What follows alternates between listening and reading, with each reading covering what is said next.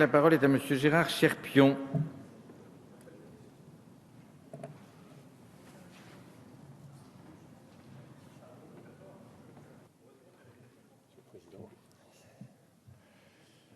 Bien.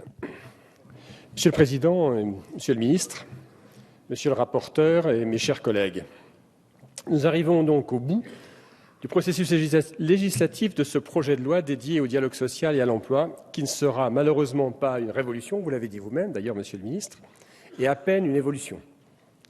En matière de dialogue social, hormis quelques rares avancées, je pense à la DUP par exemple, le texte est bien frileux. En matière d'emploi, je cherche toujours les mesures qui permettent de donner ce titre au projet de loi. Il ne créera en tout cas aucun des emplois prévus. À cela se rajoute un nombre de mesures qui n'ont rien à voir avec le titre de ce texte et qui peuvent être à ce juste titre considérées comme des cavaliers législatifs. Mais permettez-moi de profiter de cette dernière lecture, de l'aboutissement de ce texte, pour faire un bilan. Le gouvernement a présenté ce texte le 22 avril 2015, pour un vote aujourd'hui 23 juillet 2015. Le Parlement a ainsi pu travailler 3 mois pour amender et voter ce texte.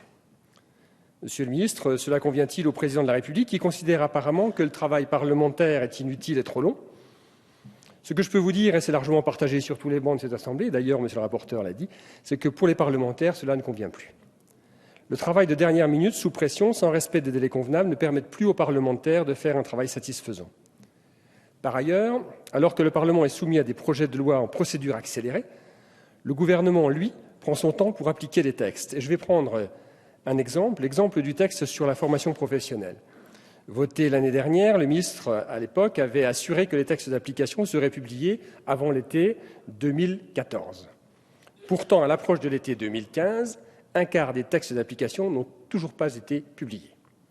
Enfin, non seulement vous ne laissez plus au Parlement le temps de faire son travail correctement, mais en plus, le gouvernement dépose des amendements hors délai, modifiant de façon importante le texte en introduisant des articles non étudiés en commission et n'ayant pas fait l'objet d'études d'impact. J'ai constaté tout à l'heure sur la feuille jaune que le gouvernement avait encore déposé un amendement juste avant cette séance. Lors de son dépôt sur le bureau du président de notre Assemblée, le texte du gouvernement contenait 27 articles.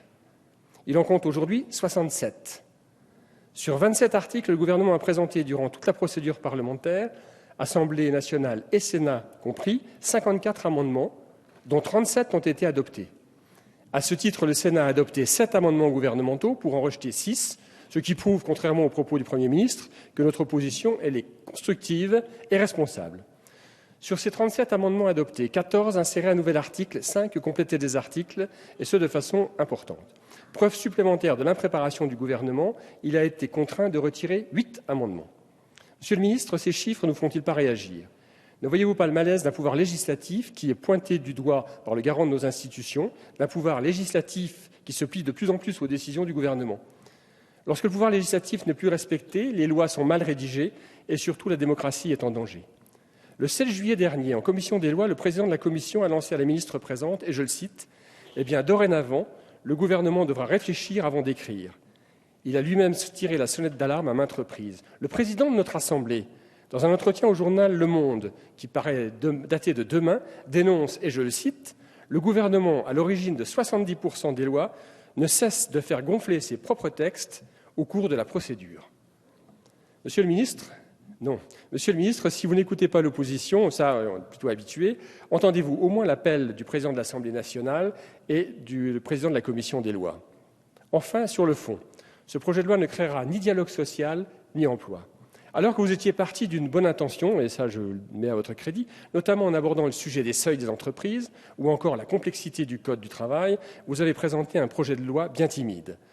Ce que vous donnez d'une main, comme par exemple la délégation unique du personnel DUP, la possibilité de regrouper les instances représentatives du personnel, vous le reprenez de l'autre en créant, par exemple, des secrétaires adjoints pour les comités d'entreprise dont l'utilité, si on s'en réfère au débat, et je me réfère au débat, est de représenter d'un côté le comité d'entreprise et de l'autre le CHSCT.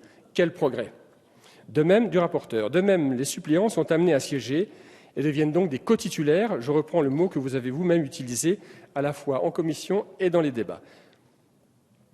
Ce qui ne correspond pas finalement à l'objectif de cette loi. De la même manière, et sans évaluation de la loi de 2014 sur la présence des délégués de salariés dans les conseils d'administration, vous avez baissé le seuil de leur présence des entreprises de 5 000 aux entreprises de 1 000 en augmentant leur représentation.